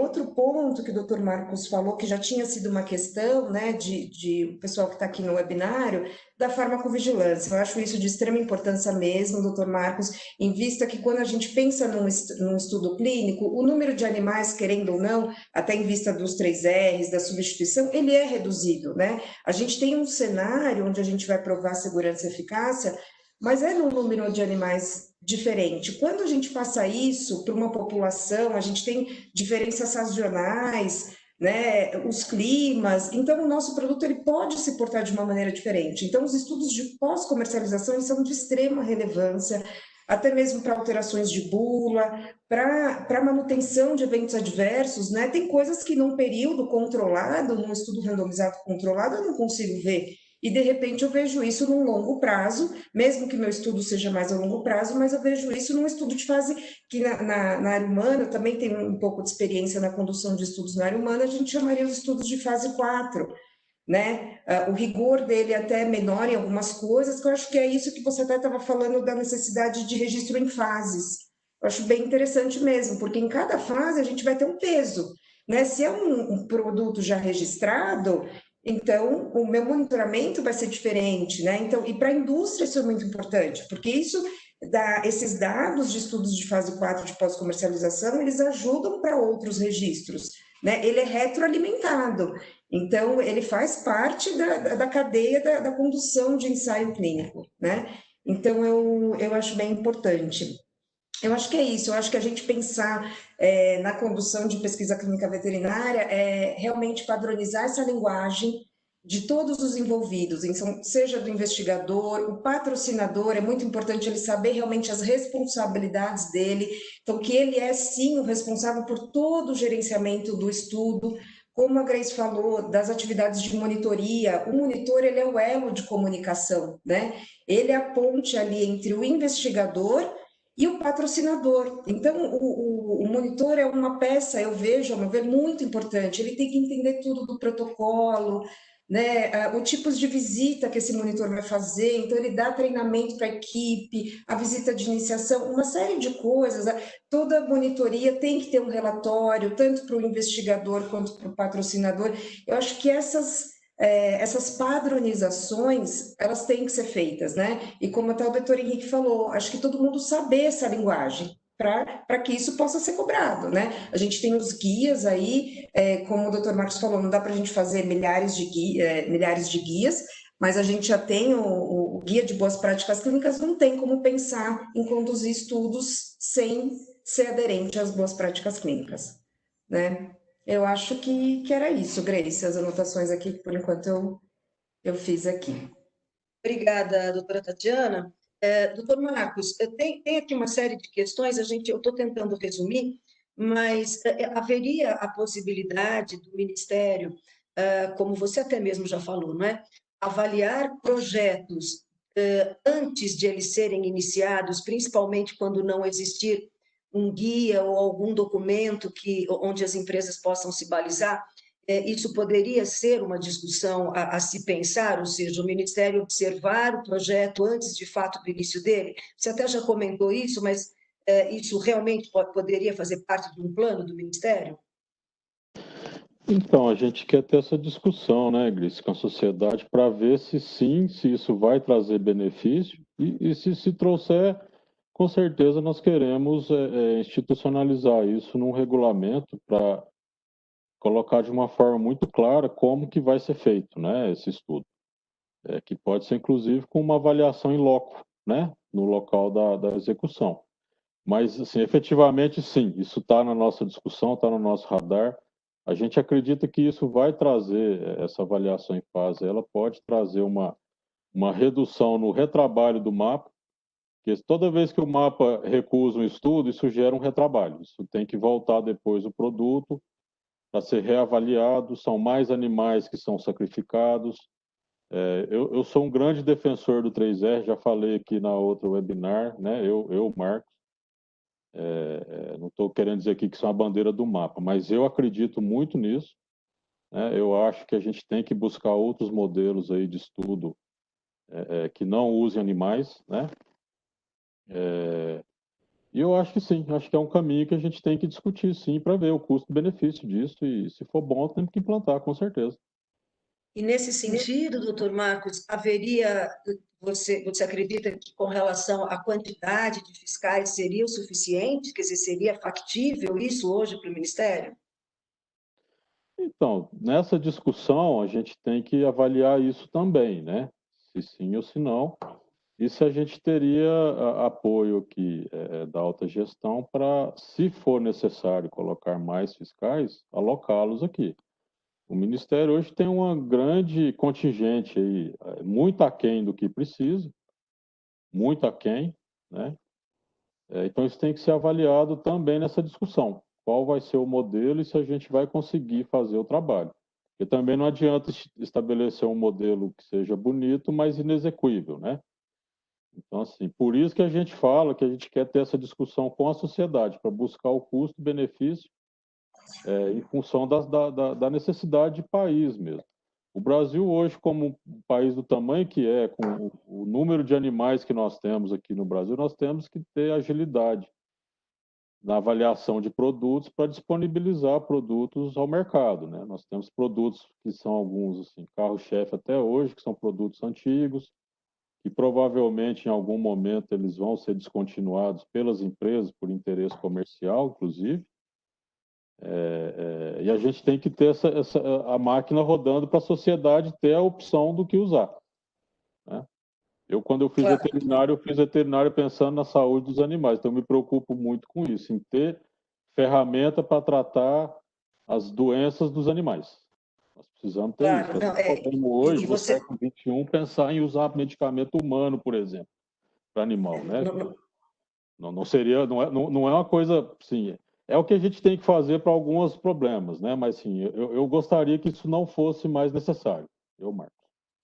Que a gente tivesse realmente uma agilidade, né? Uma rapidez em fazer esses estudos, em criar novos produtos, mas que houvesse realmente uma agilidade, que nós não tivéssemos que correr o risco de conduzir primeiro um estudo e depois de 3, 4 anos você perceber que aquilo que você fez não era factível, né? Então, talvez eu particularmente entendo como uma forma bastante razoável esta análise prévia, né? Porque isso é uma compreensão nossa, né?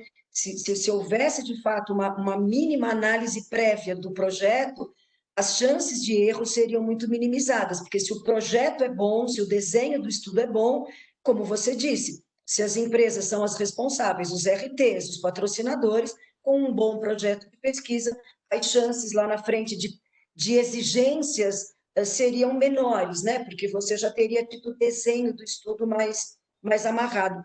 Aqui, doutor Marcos, eu vou tentar pegar algumas coisas, eu vou até pedir desculpas aqui para o André e para o Henrique e para a Tatiana, mas é que tem algumas perguntas, doutor Marcos, que ficaram da última reunião, e eu até peço desculpas aqui para todas as pessoas que nos seguem, nem sempre a gente consegue, né, colocar todas as questões. Tem até uma outra aqui que fala de eventos realizados para a gente discutir com as CEUAS, a questão de pesquisa clínica veterinária. Este ano aqui é o 5º ano que a gente faz uma atividade em parceria com a Faculdade de Medicina Veterinária e Zootecnia da USP, doutora Denise Fantoni, doutora Silvana Gorniak, doutora Helenice, enfim, a gente tem sempre feito uma atividade lá na Faculdade de Medicina Veterinária, discutindo sempre questões focadas com o SEUA, com um foco na pesquisa clínica veterinária. Este ano, especificamente, considerando aqui as questões relacionadas à pandemia, a gente vai ter um modelo um pouquinho diferente, mas já fica aqui o aviso, dia 11 de novembro a gente vai fazer uma atividade da SBPPC, em parceria, desta vez, com a Pró-Reitoria da USP, falando das SEUAs, de uma forma um pouco mais geral, mas ainda assim a gente vai ter um pouco, sim, de discussão relacionado aí à pesquisa clínica veterinária, porque, sabe, é difícil a gente discutir pesquisa clínica veterinária com qualquer SEUA, não são todas as SEUAs que estão preparadas para isso, né? A gente sabe disso, mas só que eu estou tentando fazer umas respostas aqui. Mas, doutor Marcos, tem uma pergunta que diz o seguinte, visando a diminuição de processos físicos em papel, os registros de produtos veterinários, eles que foram inseridos no CIPEAGRO e contenham alterações de registro de produtos, precisam ser notificados também via SEI? Muito boa pergunta, né? Não está relacionado ao evento, mas eu agradeço a oportunidade de colocar isso, viu, Grace? Assim... Por isso que eu até peço desculpas, porque eu sei que, né, pedir desculpas aqui para os nossos outros convidados, que era uma coisa muito da outra ainda, reunião nossa, mas a gente está tentando aqui, eu espero que as pessoas nos entendam, né? A gente vai tentando colocar, e essa era alguma coisa que havia ficado, né? Muito bom, agradeço a oportunidade de esclarecer isso, tá? Não, os processos, o mapa está fazendo um esforço muito grande, tá? Para pôr todos esses processos que antes eram em papel num sistema, né? Que é o sistema CIPEAGRO. Nós já colocamos uma régua, então, assim, o prazo para a subida já aconteceu. Nós temos muitos produtos que subiram no sistema, muitos, mais de 5.000. Então, assim, o que a gente quer colocar aqui? Não precisa ninguém mandar no SEI que subiu. Quem subiu, subiu, e quem não subiu agora também é porque não tinha interesse no produto, e a gente acredita que isso vai morrer, né? Então, essa é até uma preocupação que eu tenho, porque assim, o Ministério tem um número de licenças de produto aí bem alto, e não foram todas que subiram. Então, a gente acha que alguns produtos eles vão ser descontinuados, né? Por interesse aí ou falta de interesse dos fabricantes. Mas assim, a sistematização da informação ela é muito importante, traz segurança para o mapa, ela evita fraude, agiliza o processo, porque a gente tem processos que muitas vezes documentos que precisam ser verificados por um fiscal, que eles poderiam ser verificados pelo sistema, né? Um certificado, um registro em um outro órgão, enfim. Então, nós temos demandado muito esforço para colocar isso no CIPEAGRO. Os produtos farmacêuticos já subiram todos, tá? E os biológicos agora nós vamos subir também, esperamos até o fim do ano. Nós estamos trabalhando em fase aí também para não sobrecarregar o sistema e o nosso pessoal. Com relação aos produtos que subiram, nós temos hoje produtos que são registro inicial e alterações de registro, e os produtos que simplesmente subiram, né? Todos esses estão numa fila única hoje, que a gente colocou no nosso site para dar transparência para a sociedade. Então, qualquer pessoa pode entrar no site do mapa e ver a quantidade de solicitações que estão pendentes de análise e a quantidade de solicitações que está distribuídas para análise. O sistema ele ainda não está permitindo a gente fazer uma diferenciação dessas 3 tipos de produto.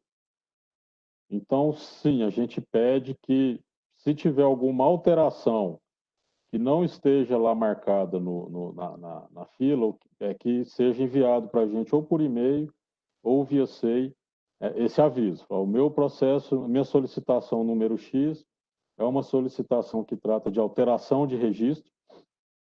Portanto, eu gostaria que o mapa fizesse uma avaliação dela com a brevidade possível aí dentro da fila. Isso ajuda a gente, com certeza, a trabalhar.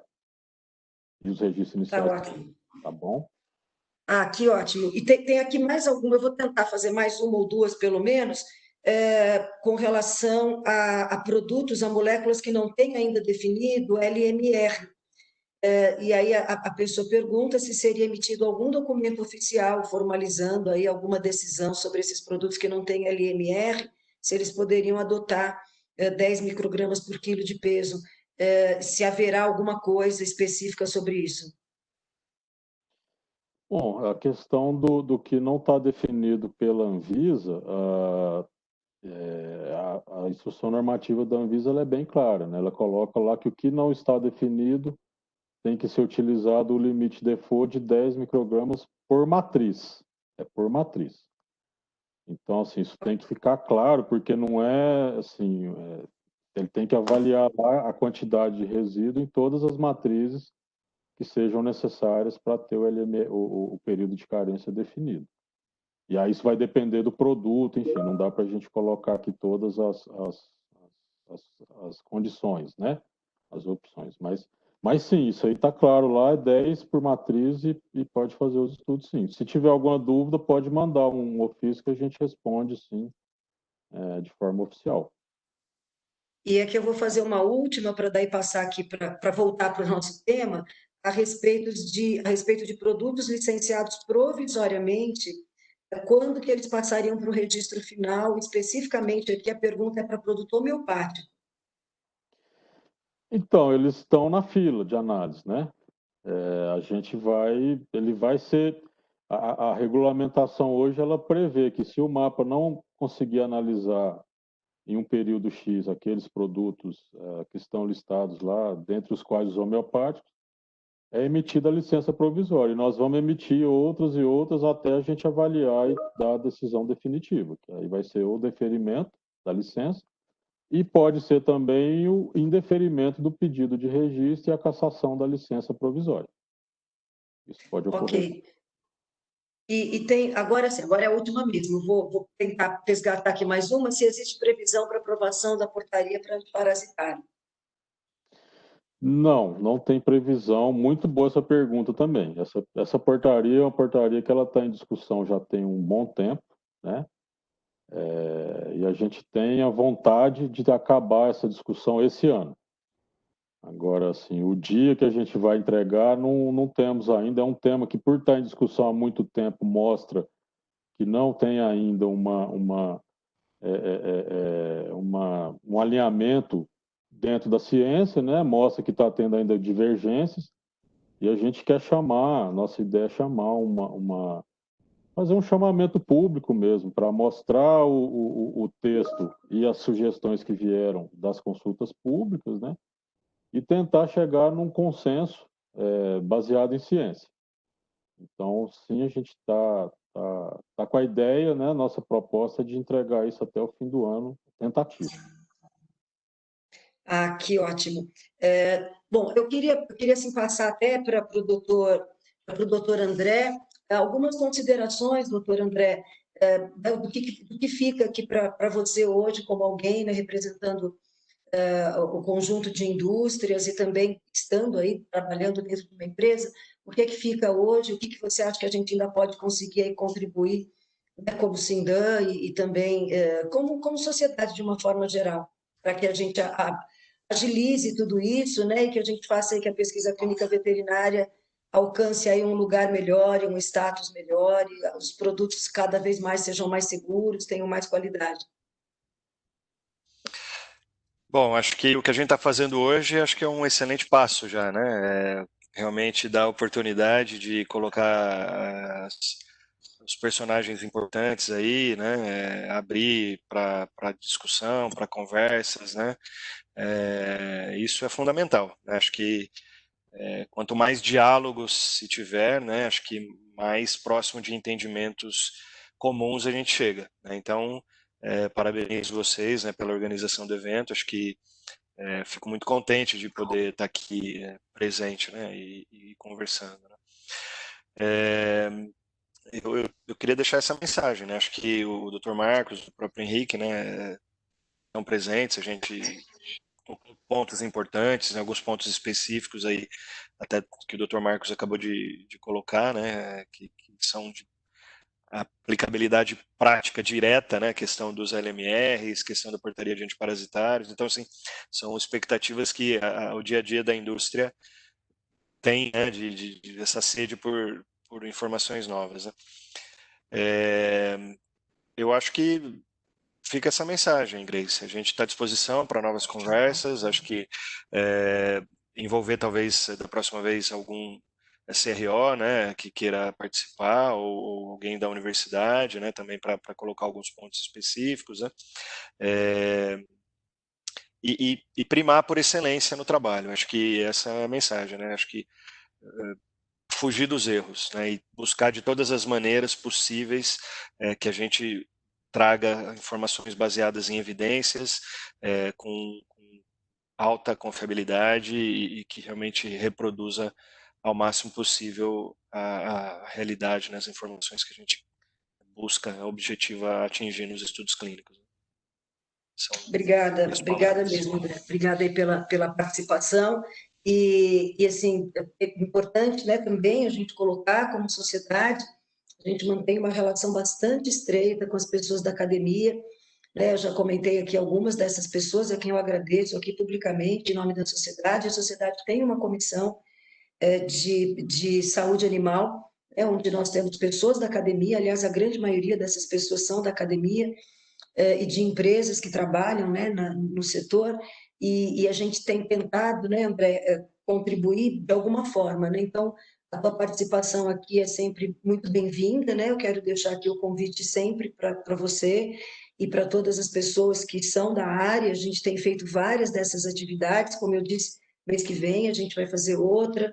Então, claro que a gente quer participar, sim, das discussões que o MAPA diz que começa a ter agora, nos próximos 15 dias, com a participação da Sociedade de Pesquisa de Profissionais em Pesquisa Clínica, com a participação do Malanac, do Sindan, e das pessoas que atuam, né, nesse mercado.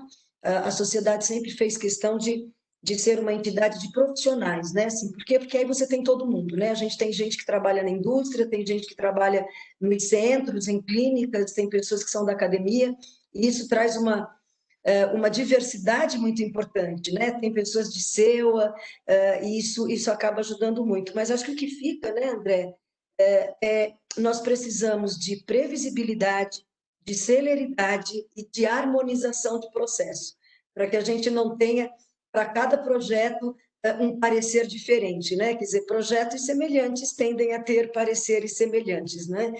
Então, acho que o que fica para todo profissional é que cada um assuma aqui a sua responsabilidade, o seu papel, para que a gente construa aqui um ambiente cada vez melhor. Mas muito obrigada, viu, André? E você, Henrique, quais seriam suas considerações? Bom, a gente agradece o espaço e para fazer as contribuições, um debate aqui em alto nível.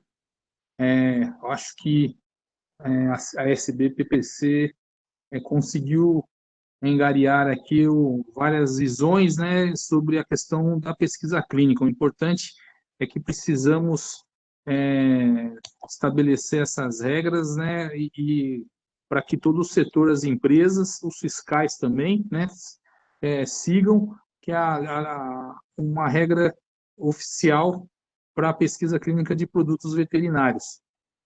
A questão da farmacovigilância, né, que foi abordado aqui, é um tema extremamente importante e que a nossa associação, a ALANAC, ela apoia já a sua segunda versão, né, de consulta pública que o Ministério da Agricultura já editou e dessa vez já passou por análise de impacto regulatório e já está na fase final de elaboração, né, com as contribuições das entidades, das empresas, né, tanto pela ALANAC, pelo Sindan.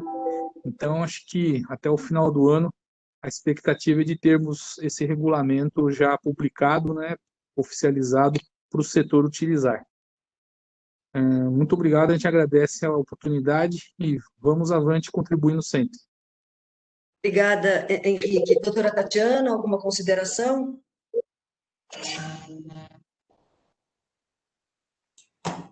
Oi, Grace. Não, só queria agradecer, né, a participação de todos aqui e da sociedade também, né, em nome da comissão.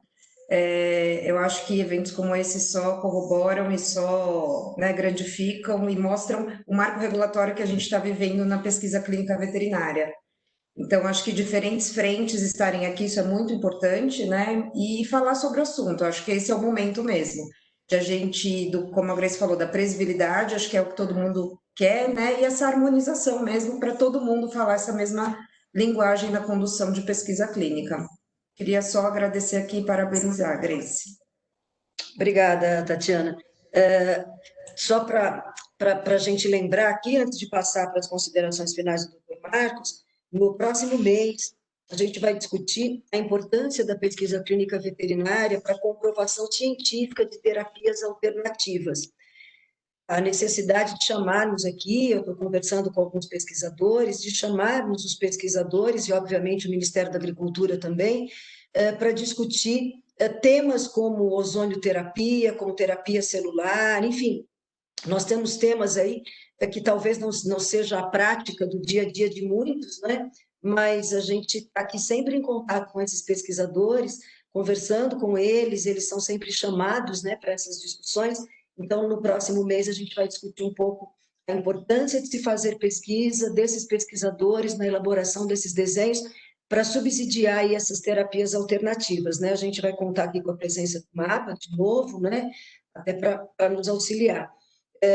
E agora eu queria passar para o doutor Marcos, para as considerações finais também, doutor Marcos.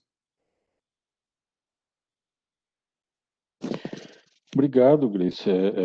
Eu queria agradecer também o convite aí para a gente participar, né? A oportunidade que você está dando aí para a gente poder fazer os esclarecimentos ao público, colocar nossos planos, né, de melhoria do sistema de registro. As perguntas que você tem capitaneado aí com o público têm ajudado muito a gente a pensar. Então, assim, está sendo um evento muito bom, esperamos poder repetir. E eu gostaria de deixar uma mensagem final aqui para todos que participam de pesquisa clínica, que é ciência, né? Todos os profissionais envolvidos, eles precisam estar pensando muito na ciência, na estatística, nas hipóteses que eles estão investigando, no bem-estar animal. Não existe remédio mágico, não adianta o MAPA trabalhar aqui 6 meses para fazer um regulamento, se as pessoas que estão executando os testes, elas não tiverem a ciência na cabeça delas. Não existe ferramenta mágica. Não tem uma forma do MAPA falar, faça assim que vai dar certo. Porque sem a ciência, sem explicar a hipótese, sem explicar os erros, isso infelizmente, a gente não consegue evoluir um fim adequado no registro de um produto. Então, a ciência ela tem que vir antes de qualquer regulamento, o regulamento ele vem para ajudar a ciência, não o contrário. Então tenham em mente isso, pessoal, ciência é o que norteia o nosso setor, que é um setor voltado à saúde, à biologia. Tá bom? Muito obrigado, pessoal. Obrigada mais uma vez, doutor Marcos. Eu espero continuar contando aí com a colaboração do Ministério, né? A sua colaboração, a colaboração de todos os técnicos, de todos os fiscais que trabalham. A gente sabe que não é um trabalho fácil, né? O volume de atividade de vocês é intenso, a gente tem essa ideia, e por isso até eu perguntei, né, na quantidade de pessoas que trabalham, né? Acho que é importante que o Ministério avalie isso e dê, né, possibilidade de vocês também terem um quadro de profissionais efetivos que dê conta de fazer e de atender essa demanda, né? Num país deste tamanho, a gente precisa realmente de um efetivo de pessoas que tenham condições, né, doutor Marcos, de trabalhar e de realmente conseguir atender a demanda da população. Afinal de contas, o que todo mundo quer é trabalhar e conseguir ter os seus produtos, e a gente, como consumidor final, quer garantia de que os produtos são seguros, são eficazes, com níveis de resíduos aceitáveis, né? A necessidade aqui, e aí, nesse sentido, a nossa Comissão de Saúde Animal dentro da sociedade, a Comissão de Pesquisa Clínica Veterinária dentro do CRMV. Eu quero agradecer muito aqui, tanto a comissão do CRMV aqui de São Paulo, de Pesquisa Clínica Veterinária, quanto a Comissão de Saúde Animal da SBPPC, que tem, assim, ajudado muito, né, tem colaborado muito, são pessoas incansáveis aqui nessas discussões, vocês devem imaginar, né, para a gente preparar isso, para a gente estar aqui o tempo todo preocupado com tudo isso. Como eu disse, próximo mês temos mais um tema, outubro mais um tema, vamos fazer aqui uma série de algumas pequenas ações aqui para falar um pouco mais, cada vez mais, né, dessas questões. Então, eu só queria mesmo agradecer a todos vocês. Se alguma pergunta bem específica não foi colocada, a gente vai tentando fazer um resumo, né, de cada uma delas, né, evidente, né, não dá para passar todas elas pontualmente, mas a gente vai fazendo meio um resumo de todas elas. De qualquer forma, a gente está fazendo aqui um arquivo delas todas, doutor Marcos, e a gente encaminha depois para você, ao final, né, de todas essas reuniões, a gente te encaminha um resumo de tudo que foi feito para que você mantenha aí nos seus arquivos também, tá bom? Então, eu só queria agradecer mais uma vez a todos, espero que a gente possa estar juntos aqui no próximo mês, doutor Marcos. Obrigada, André, obrigada, Tati, obrigada, Henrique, eu agradeço aqui para a LANAC, para o Sindan, e eu espero que a gente possa se encontrar no próximo mês. Muito obrigada a todos vocês e obrigada à nossa presidência, à nossa diretoria da SBPPC. Bom final de semana para todos. Muito obrigada. Obrigada.